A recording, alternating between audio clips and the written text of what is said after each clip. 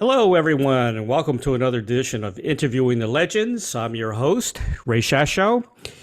Ross Jennings and the hugely successful modern progressive metal band Haken need no introduction. They have been climbing their career mountain with grace and gusto on the fringe of mainstream rock and metal.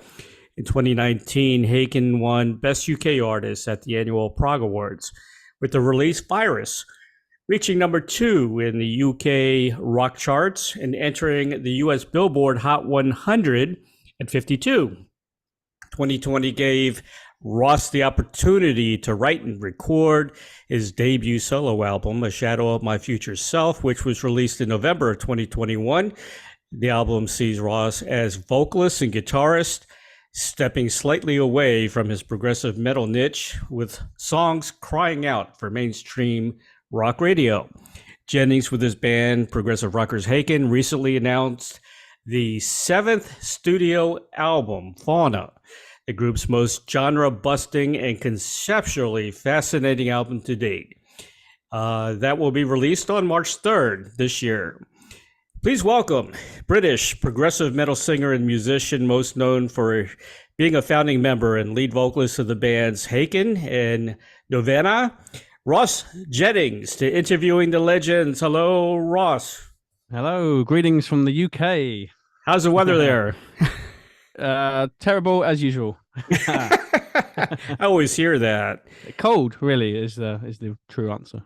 I think we're in minus temperatures. So really, yeah. Oh wow, I'm not used to that anymore. I've been living in Florida now for the last 20 years. So I'm a little bit spoiled. Slightly jealous. Hey, thanks for the intro. That was my entire career flashing before my eyes. Well, you've been a busy guy, man. You really kind have. of, yeah. In recent years, yeah, definitely. The pandemic, like you mentioned, gave me the opportunity to sort of do more things and branch out a bit.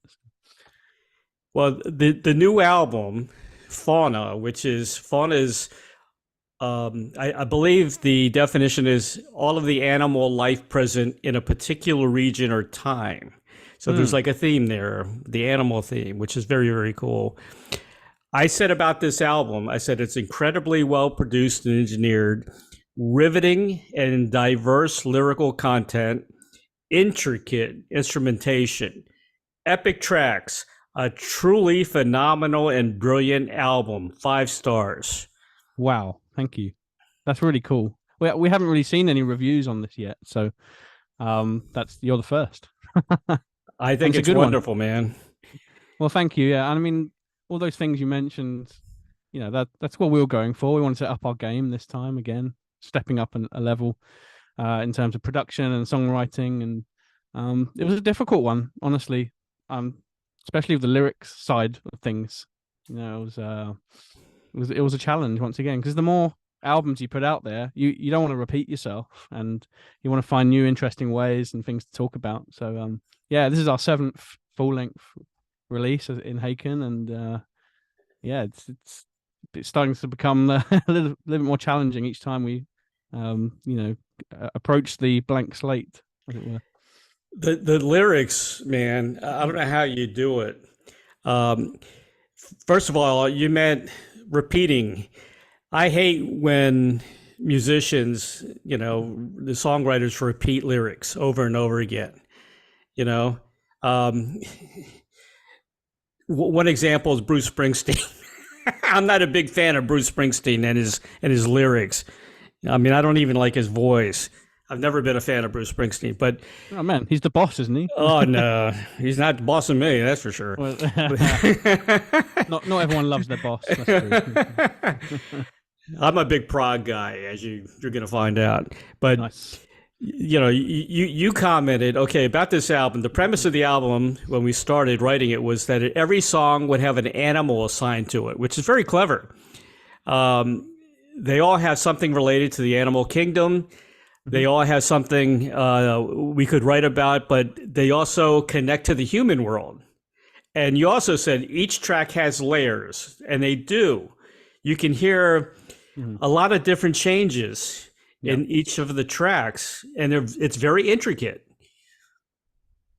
Yeah, we wanted to with this, well, let's go back a bit. I mean, the last few albums have been concept albums, narrative, and in a way, this is too, but it doesn't follow a narrative or a protagonist, or a single protagonist throughout the record. And we wanted each song to stand on its own feet, to have its own identity this time, which is why it's actually come out quite eclectic, because there wasn't necessarily any musical themes that were connecting everything. The animal kingdom approach, the spirit animal approach, was really the only way to sort of connect the body of work. Well, I think it's very clever. And, like you said about Taurus, it's about the migration of the wild wildebeest, during which more than 1 million of the antelopes, what's the word you use? Traipse? TRAIPSE, their way across the Serengeti plains, and likens the destruction and displacement to the effects of the Russian-Ukrainian war, which is very, very clever. Yeah, I mean, it was a kind of, I guess, divine timing. Maybe that's not the best way to put it, but I was writing about this, but not really having anything relevant to anchor that idea in. And what was happening around us in the world at the time was that. I thought, hey, this kind of is relevant to what I'm trying to write about right now, which is about because each song started with something that fascinated us about the animal kingdom, right? And most of the tracks at this point had something to say about humankind, at the same time. But this track didn't, and then sort of that the current affairs of the world opened the doors to that in this song. But there's also a little bit of, the search for, I guess, maybe spiritual enlightenment as well, or self belief, I guess. There's a spiritual element to it as well, I would say. Finding yourself, and as well as the strength in numbers concept. Yeah, I can see that. I can hear that in the lyrics. The current condition of the world, plus the COVID thing, really brought out some brilliant lyrics from musicians. It's almost like the Vietnam War brought out a lot of interesting lyrics. Back in the day. It's when bad things happen in the world, it brings songwriters to the forefront. You hate to say that, but it really does. It's a silver lining, I guess. It is in dark times. But yeah, this particularly was a time of self-reflection, wasn't it? As well as not just the self, but also the world we live in. So yeah, there was a lot to say, honestly. Some of the lyrics I'm going to mention to the audience because they're brilliant. Like in this one, and Taurus is kind of a heavy rocker. It's got a very cool intro. Will be a million faces, a generation lost, a path of self-destruction. The Taurus runs amok, trading greener pastures for silver-tinted suns. This threat bestowed upon. I mean, it's poetic, very poetic. Oh, I love to be poetic. it has to work outside of the music as well as with the music, to me. Sure. Yeah. You did a brilliant job, man. Thank you. It wasn't all me though. A lot of the songs were, but I opened I gave the opportunity to the other band members to also write some lyrics on this record as well. So I wasn't being too selfish with this. And tracks like Elephants Never Forget and The Eyes of Ebony were written by Charlie and Richard respectively, and because they had things to say as well, and I don't like hogging that aspect. So it was really cool to have everyone's input on the lyrics too. Yeah, it's a great band. It really is. One of my favorite tracks is Nightingale. All 7 minutes and 24 seconds of it. Very prog rock, epic. It's there's a couple of tracks here that I call epic. This is one of them. It's one of my favorite tracks. Cool. Yeah, it's the first one we put together actually, and we released it about a year ago now. I'd say, like, we put it ahead of time, above everything else, just to, I guess, in the wake of not having done much in the last 3 years, we wanted to make sure people were aware that we were still doing things, and so we got that single out pretty quickly last year, and then took our time on the rest. But yeah, that track's special to us. It was Pete's our returning keyboard player, Pete Jones. That was his first recording with us since like the very early days, the pre-Aquarius days, and the opportunity for him to write with us, and that was great fun. And to me, that song sort of represents past, present, and future Haken all in one in the 7 minutes. What brought his return back? What was the spark? Well, Diego left the band to follow other avenues, and we had this opening slot. But Pete had always been, closely connected to the band anyway, even though he sort of pursued academic route, previously. But he was ready to return to music, and the timing was just perfect for that, for him to step back into those shoes and work with us again. And it's been fantastic, it really has. The next track, I guess you pronounce it Sepeternal Beings. So I don't know how you come up with this stuff, man. A thesaurus helps. I use that too. But that's that was a bit of poetry about the immortal jellyfish, which is a phenomenon in the animal kingdom. Right. Deep sea, this particular species of jellyfish that can regenerate itself and have an immortal, eternal life, basically. That's incredible. So these are the kind of things that we were sort of bringing in first before any lyrics sort of began. Was like, what do we find interesting out there in the animal kingdom? What can we talk about in the human world, and use these sort of metaphors? And that gave me a chance not only to be poetic about the jellyfish, because I love how I've described the jellyfish in this song, but also I guess to touch upon immortal life as a concept, as a like reincarnation, for example. So it kind of gives has that link. Yeah, as you can tell, we're very layered. With we're first and foremost, it's a great song. But underneath, there's lots to. It gets deep. Yeah, well, that's what prog is all about. It's being deep. It's about real life situations, We believe in the long shelf life of this music. It's not just a transient thing which is on the radio for 10 minutes and then you forget about it. We want this stuff to last forever. And even if you don't appreciate it straight away, then maybe upon your 17th listen, you might hear something that actually means something to you. You never know. It's an incredible album. Great guitar work on that track, by the way. Love it. Yeah, it's got one of my favorite guitar solos on the album as well, which I think Charlie did on that one. Yeah, it's really cool. I actually heard shades of 90s Godsmack and System of a Down on that track. Oh, wow. That's cool. I listen to that stuff too. Yeah. But some of this stuff's not really conscious, Exactly. There's so much music out there that people are going to draw the connections. Oh, they always will to what they know. Yeah.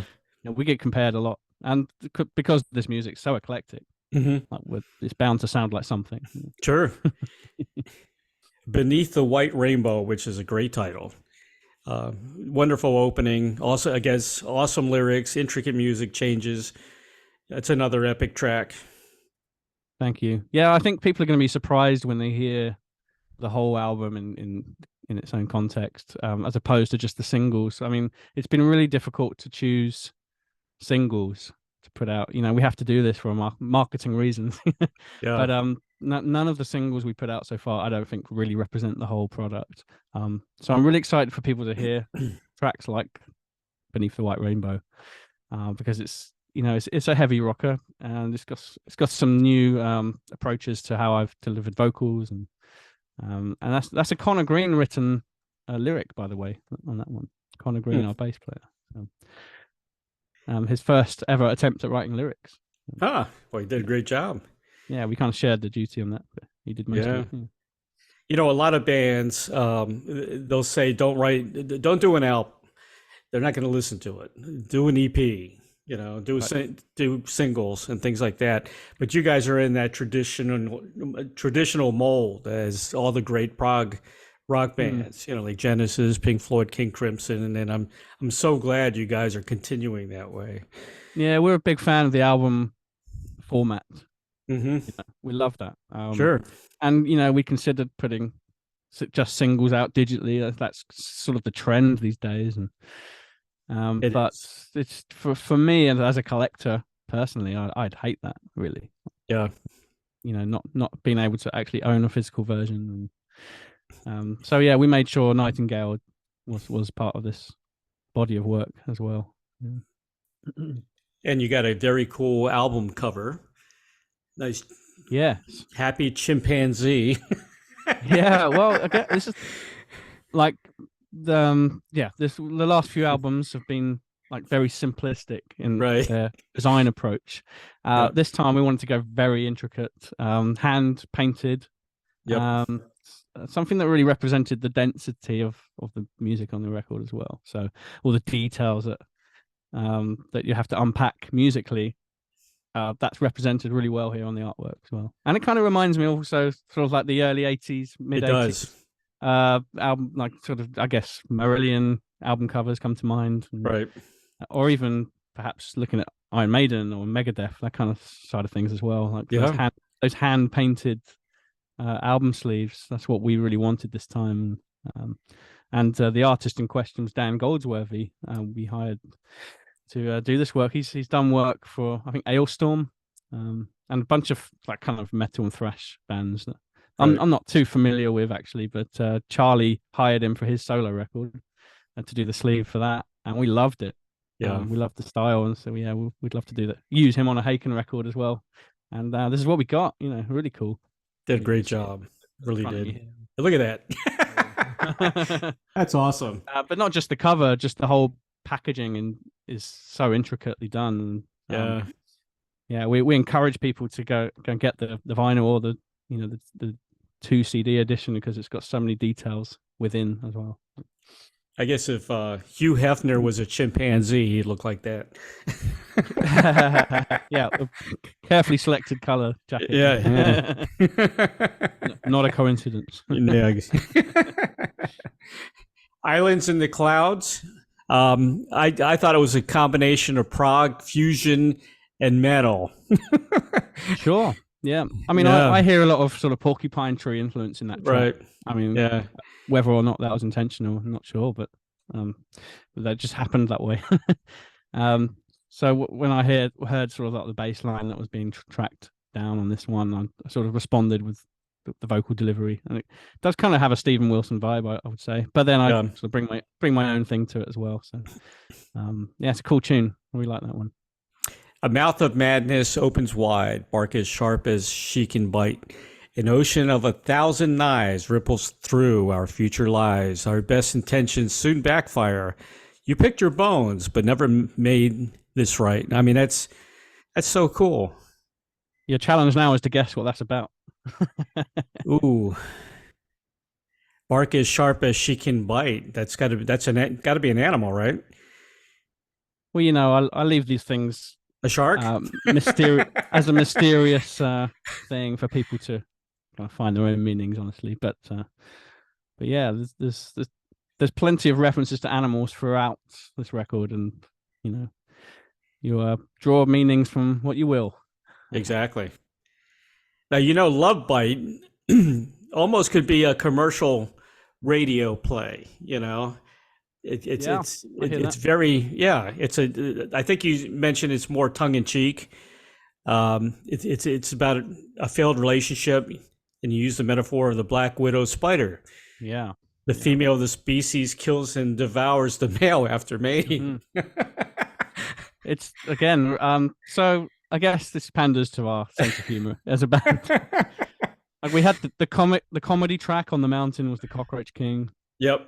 So we felt we wanted to do something along these lines on this record too, and yeah, we've got something that's, I would say, is musically sort of almost like a Toto song, but with the lyrics of perhaps something like Cannibal Corpse or yeah, like that. So yeah, it's just great fun to put that together. I hope people see the fun side as well.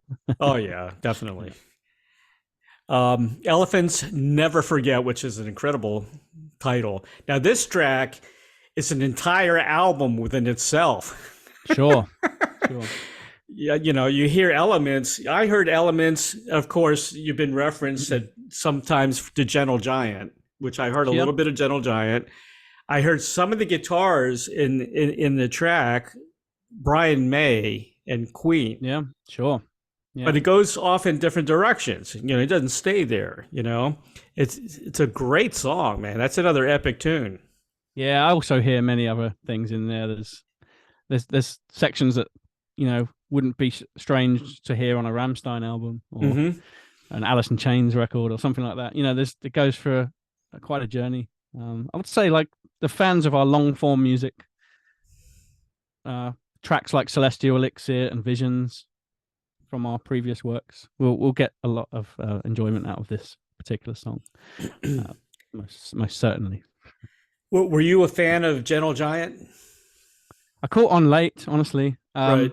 When Haken started, I knew a fair amount about prog, but I'd never heard of Gentle Giant, and I think possibly Charlie or Rich mentioned, brought them to my attention back then. So I had to I caught on a bit late, but yeah, huge fan. I was actually a Spock's Beard fan before I was a Gentle Giant fan, and I know those guys. Yep. Yeah, took a lot out of the Gentle Giant playbook. So that makes complete sense why I like Spock's Beard. Yeah, Gentle Giant was my day. King Crimson, Gentle Giant, and those guys. Oh man, if I had a time machine, I know where I'd be going. Yeah, to catch those shows back in the day. Yeah, I had Derek Schulman, lead singer of Gentle Giant, on the show. Really nice guy. Very cool. Yeah. I bet they're over the moon with the Resurgence. Yeah. Oh yeah. They've become albeit a cult band, but a huge cult following now in the prog scene. Yeah. Fantastic. That's all you can hope for, really, isn't it? That the music kind of lives forever that way. Yeah. Well, like your album, that'll live forever. It'll be a classic. Definitely be a classic. That's a good thing. I'm so happy prog is as strong as ever, and they got into prog metal, which is kind of a new thing, or it's been out there, but people are really recognizing it now, and there's a lot of great prog bands. There really is. Yeah, and more people can make music than ever before. Yeah, the tools are there, and I think some of the stuff that might have been pushed to the side, by record industry executives in the past, are being heard now and being heard. Yep. Which is really cool. That's the benefit now of the technology we have, for sure. Exactly. I mean, we're grateful for it. Yeah. But you guys have a lot of different twists in your music, so you can appeal to a lot of people. That's true, but that can also be counter-intuitive as well. Right.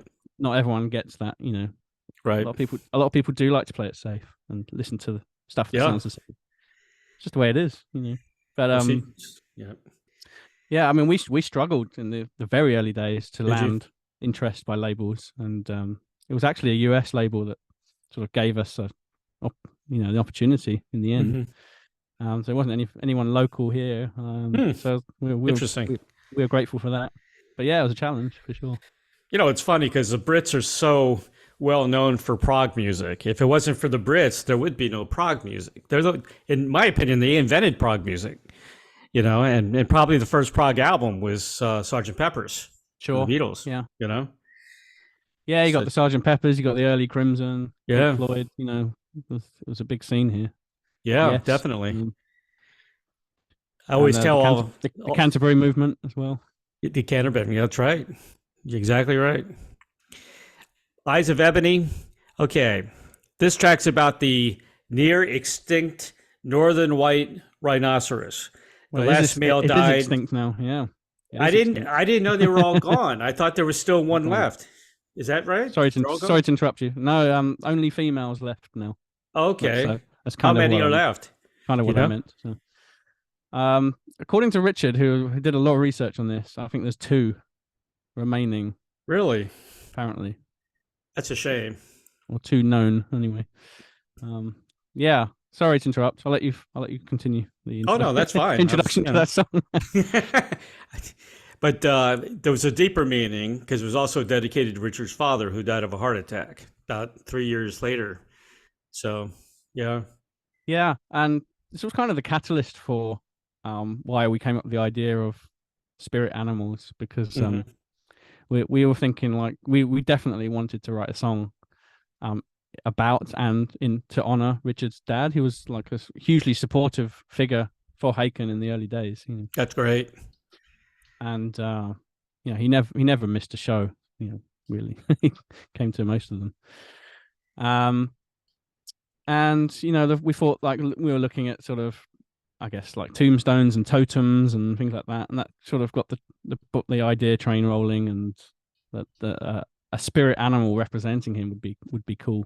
Right. And Richard actually came up with this idea about the white rhino. Right, start again. The white rhino, and the last remaining one that died, and how that sort of he felt passionately related to his personal situation. And beautiful piece, really. And it had to end the record, like absolutely had to, like as a send off. Beautiful tribute to a man we came to love, and I'm sure if he was living today, he'd be real proud of it. Oh yeah, definitely. Yeah. Well, you got a huge tour coming up this month, starting this month, and it covers Europe and the United States. Thank you for that, by the way. You got a couple of dates here in Florida. You're going to be in Orlando and in Fort Lauderdale. Let me think. Yeah, Orlando. Yeah, around sort of mid-May time. Right. Fort Lauderdale. Yeah, can't wait to come back and enjoy your sunshine there, the heat. It's gorgeous here. We need a bit of that. Yeah. You'll be in my always a great experience for us to tour in the States. Like, we love it. So it'll be probably our fourth. It'll be a big tour now, I think. Quite a few dates. We're throughout May and a little bit of June. Starting in Nashville and ending in Chicago, I believe. So yeah, we're doing a whole round trip. Looking forward to it. You're going to be in my old stomping grounds. I'm originally from the DC area. You'll be at the Black Cat in DC. Okay. That's a cool club.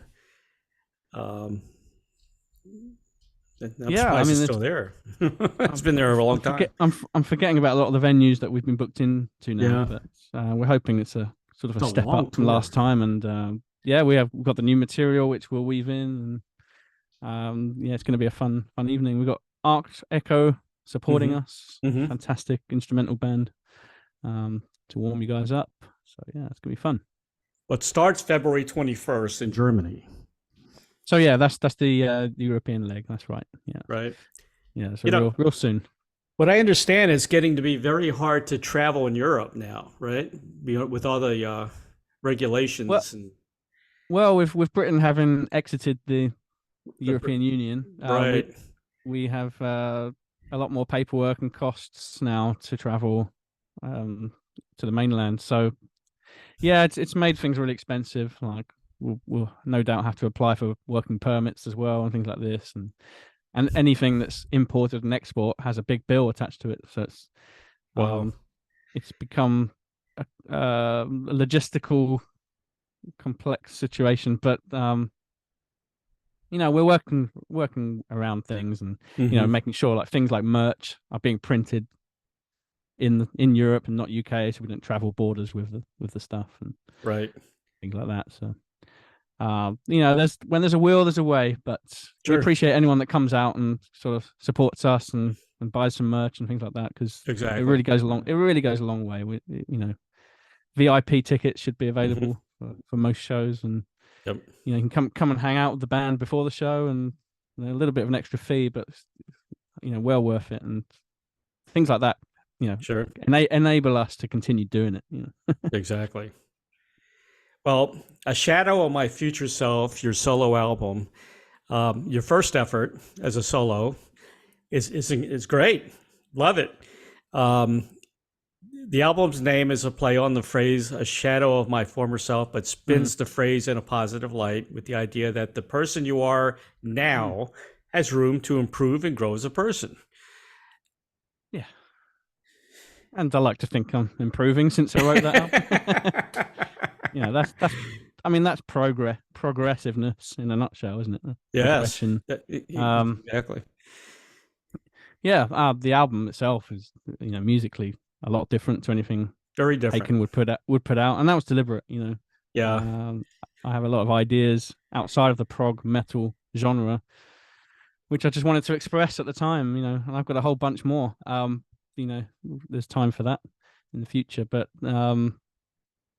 yeah, it was just like I sort of mentioned earlier, when we had the time during the pandemic, and there was no activity in Haken.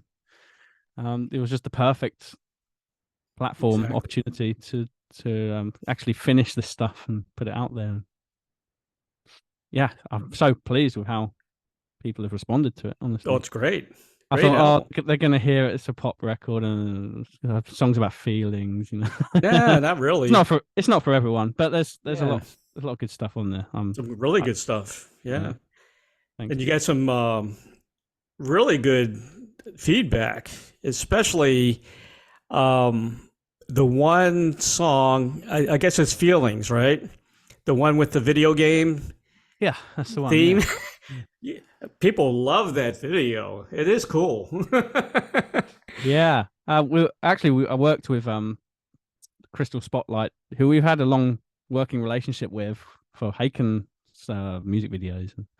And we thought it'd be fun actually to put a few Haken Easter eggs in that video as well. So just to sort of draw the connection. it was great fun. Yeah, really cool to do. It's very cool. My idea, it'll probably never happen, but is to expand that computer game world to Haken and to other projects and things. So maybe one day you could actually play the game. Who knows? Looks like my video camera is turning into a video game. Oh, I don't know what's happening. It's a brand new camera too. Cool. I don't know why it's doing that. It's trying to make it stop. It's just being artistic. Yeah, I guess. But you got some great songs on the album. The Apologist, which is a cool track, is one of my favorites. I heard a little Joe Jackson in there. Your voice sounded a little bit like Joe Jackson. Oh, really? Yeah. Yeah. I think I heard that before, actually. I don't know. Is that right? I've not actually heard a lot by Joe Jackson, to be honest. So that's something I would need to research. But interesting to hear that again, actually. Huh. Must have been channeling that subconsciously. Possibly. Not too many people channel Joe Jackson. Right. But it's a great album. Violet is a great song. Awesome guitar playing in the song. The music goes in different directions. Talk about that track. Yeah, Violet was it was initially supposed to be my lead single, but I ended up putting a few before. But that's it was, this whole album was about me sort of dusting off the cobwebs of my guitar playing, which from my former years. And when I joined Haken, I kind of put the guitar down and focused more on being a lead singer. And there was already other guitarists in the band playing much better than I could. so three cooks in the kitchen is too much. But I had a lot of fun just sort of dusting off those cobwebs and rebuilding my skill set again in that department and tracking guitars for the first time. So yeah, it was fun. Yeah, to do that. And I worked with Nate Navarro, who's actually just been out with playing bass for Porcupine Tree, which is insane. And Vic Shankar, who's just been out performing with Pain and Salvation. So all these guys brought really good stuff to the table as well. And that's one of my favorite tunes, Violet. Yeah, me too. Yeah, Rocket Science was kind of an 80s tune in a way. Yeah, I wanted something that was a bit sort of Def Leppard-y and that kind of thing. And yeah, it was a sort of my mission statement when I started that song, was to have something that could easily go down well in an arena setting. Should I ever eventually play arenas one day? Yeah. That'd be the tune to whip out. It's funny, actually. Before the last US tour started, a few of the guys went to the NASA space station down there in Florida, and they were playing that tune as they were driving around. It's not rocket science, as rockets were going off. Very cool. That's cool. Maybe NASA could take my song and up in space. I could do with the money. Well, maybe on the moon trip. We're going to the moon in a few years, I think. A manned mission. Yeah, I think David Bowie's probably got dibs on that soundtrack. Honestly. You think so? Yeah, Rick Wakeman did an album when I had him on the show, dedicated to Mars. So, that's right. Yeah, I hadn't heard that yet. Actually, it's good. It's very, very, very good. Yeah. Two of your songs on the solo release, I can call it made it to commercial because it's on PROG Radio. And that's Moro.com. Right. If you ever, MOROW.com. And that's how I first learned about your solo. The two of them, Phoenix, I heard on the radio, and I heard Grounded, both of them on Moro.com. Amazing.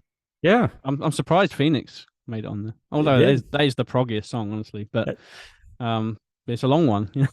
So, that was the first one I heard on the station. Radio play. Very cool. Yeah. Yeah. And I guess Grounded is a long one as well. So very nice. But yeah, I can see why a prog station would play those two. Yeah, for sure. Because they were deliberately long form and had sections that were reminiscent of, I guess, Pink Floyd. And I guess I had sort of a Rush influence and some aspect of Phoenix. So yeah, I can see that. That's really cool. I had no idea these were being played. They are being played. A lot of people don't know. I don't listen to terrestrial radio. I used to be a DJ on the radio back in the late 70s. I was a top 40 DJ. So I'm very touchy when it comes to radio. I don't like anything on the radio anymore. Only, blog radio. That's the thing. I used to be obsessed listening to our UK charts every Sunday, right. And just learning about everything. It's a different world now. It is. Yeah, a lot of it is not radio based. It's all crap. It's either that or it's people have got their own playlists now on streaming services. So, what are we going to do? But that's cool. I think people are discovering great stuff through Spotify, so that's not a bad thing at all to me. Spotify, YouTube, you hear a lot of good stuff on YouTube. An interesting, you did a cover song, the last track on the album, the bonus track was a cover tune.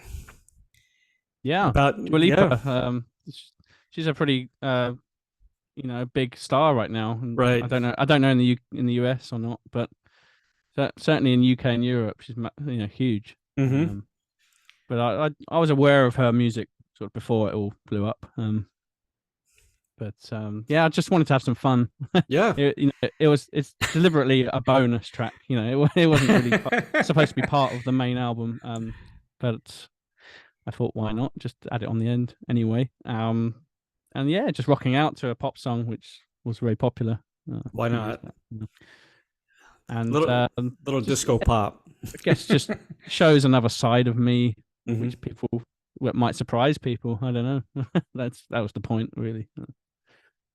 Actually, there are a lot of sides to you. I mean, you can be very eclectic, which is great. Sure. Just a music lover, basically. That's all I can really say to describe why the stuff that comes out of me is so varied, because I listen to so much different stuff. Not just prog, not just metal, just everything really. So you got this great new album out from Haken. You got this great solo album, and then you get involved with Nick DiVirgilio, Neil Morris, and put out this incredible album called Troika. Oh Thank my you, dude. God. I mean, I fell in love with that album. I mean, that was a dream gig that came out of nowhere, really. The truth, in Neil's words, are that he saw me do an interview with Mike Portnoy Hmm. on the latest Transatlantic record, and he was at the time just racking his brain on who could be the third voice in this project he wanted to do, and that divine timing, I guess, of just seeing me, and he was like, "Oh, that's Ross. Yeah, oh, yeah, I've seen him sing on the cruise ship, and he's a cool guy, and Hmm. whatever. let's see if he's interested." I'm like, duh, of course I'm interested. You were like, I've loved all your music for years, and yeah, just to be part of a project with those guys. I'm surprised they didn't go for Ted Leonard and make it the Spock's beard trifecta. But I'm so pleased they gave me that. They offered me that opportunity, and I was writing stuff in that wheelhouse at the Hmm. time. So it was perfect union, really. And our voices work so well together. You guys Surprisingly. harmonize perfectly. Thank Oh you. my gosh. Yeah, it's really really cool. Everything I am, and I mentioned this to Neil, it does sound like Crosby, Stills and Nash. Yeah, I mean that certainly for that song, Hmm. that was his thinking, his inspiration. I don't think we wanted to be too typecast across the Right. record as Crosby, Stills and Nash, but it's inevitable because they're the only other ones people can think of that do that kind of thing. I love it. But it is what it is. But yeah, I'm not ashamed of that at all. Just Yeah. and obviously, rest in peace. David Crosby recently passed. I know. I know. As we're talking about this, but yeah, we're working on more. I don't know if I can give that away, but we've started sort of connecting and sharing tunes and Another one coming out? hoping to put another one out later this Oh, year. good. Oh my goodness. 'Cause, We need that. the label were happy and said we'd love you to do another one. So yeah, watch this space. I'm not sure when, but at some Yeah. point we'll put that together. Yeah. You guys are just going to get better and better as you go along, It's I mean, for me, it would be cool to do a show or a run of shows with those Definitely. guys. Yeah. I'd imagine that would be in the States. Oh yeah, start with. perfect. Yeah. Perfect. So, And yeah. you shine. I mean, you co-wrote Julia. Julia is such a great song. I mean, it's Thank you, probably dude. Yeah, one of the best songs on the album. yeah. The original version I wrote is the bonus track, and it was a bit long. I think Right. Neil wanted to sort of truncate it a bit and put in a different chorus idea he had, and that was cool with me. Like just to co-write with Neil was a dream come true, honestly. So yeah, very pleased with the result. Neil Morris. I mean, you and Neil are a little similar because he goes in all kinds of directions as well, which you're trying to do. You don't want to stay in one, mold. You want to venture out, and do other things. Absolutely. Yeah. And again, I guess that's all down to influences and Yeah. experiences, for sure. Yeah. You like all types of music, which is cool. Exactly. Me too. And this project was particularly cool because it wasn't playing on those prog rock tropes necessarily. It was just about focusing on just the songwriting, the singer songwriting experience, and Yeah. again shows another side of all of us, which not many Amazing. people knew we had. I think everyone knows that Neil is a phenomenal songwriter, and Yes. he's writing quality stuff daily. Yeah. Prolific is an understatement, but He's an amazing guy. He really is. but, to be part of that world is just an honor, really. You wrote Julia, you co-wrote Julia, A Change Is Gonna Come, and Secondhand Sons on the album. And no, for me it was which ones did I write again? Gone blank with the names, honestly. Another Trip Around the Sun. Yeah, that was mine. Right. And King for a Day. That was King for a Day. That was mine. Yeah. Cool. Yeah. Well, so which ironically are the ones that sound most like Spock's Beard, yeah, but not written by any of the Spock's Beard members. Amazing. That's a fantastic album. It really is. I forgot to mention you did an acoustic version of your solo album as well. That was interesting. Well, it was a live performance. Okay. Done during COVID times of just to help promote my solo album. Mm-hmm. And and it was put out initially as just a live stream that people could pay for and watch live from their homes. Yep. And I re-released it as a sort of downloadable format as well. So it came later. But yeah, I guess live acoustic versions would be more accurate than just simply acoustic versions. But yeah, Acoustic Shadows was if you want to check it out. And it had I added on a cover of one of the Haken songs, Canary Yellow, which Rich joined me on the guitar, and a Novena cover as well, which is another project I'm involved with. Yeah, here in the UK. So. What's going on with that band? So we have a new second vocalist. Okay. And we are in the process. So we did actually release a couple of digital standalone singles last year, but again, as what I discussed earlier about my feelings towards those, they seem to just get lost in the ether, and it is what it is. But we're working on a second album now with our new singer. So yeah, keeping busy, as you put it earlier. You prog guys really amaze me because you don't belong to one band anymore. You're like 3-4 bands you're involved with, you know? Well, the regular income's got to come from somewhere, right? You're going to hit it lucky with one of them, right? Those are the odds. It's a lottery. It's a lottery, exactly. What was the first concert you ever went to? I think it was Mark Knopfler. Mm-hmm. I'm a bit vague. It was probably some classical music, honestly. Really? At the Royal Albert or something with my parents, but as in a rock concert. There was a cluster of shows I went to all in the same kind of period, and it was Mark Knopfler solo, but playing Dire Straits stuff, and followed by REM, and a big show at Wembley Stadium with Aerosmith and Lenny Kravitz and Black Crowes, and so like all that in the space of like 2 weeks, and it was just that those were the moments where the light went off. Like, oh, this is what I want to do. Yeah. I was so lucky when I used to go to rock concerts. The standard price for a concert was $650, $550, and $450, and usually you got to see 3 bands. You know, like Peter Frampton with Jay Giles Band and Mountain. You know, and that was the standard back then. Yeah. I mean, changed. You got to go to festivals really to get all that in one show these days. But I think like the package tours are coming back, and like the European leg of our Haken show has Between the Buried and Me as the co-headliner. We just went out with Symphony X recently, and so these kind of double headline things are becoming popular again. Have you been invited to the? I always have a hard time. Is it Cropity Festival with the Fairport guys, Fairport Convention guys? Oh, David? Not to my knowledge, no. No, never. Yeah, that's a good festival. It's a new one for me, but you never know. You never know. This could happen. No. Ross, here's your final question. Go for it. Okay. This is a question I ask everybody. I get some very interesting answers. If you had a Field of Dreams wish, like the movie, to perform, collaborate with anyone from the past or present, who would that be? Oh, Jesus. Or you can say Jesus. No, Jesus. It's a good one.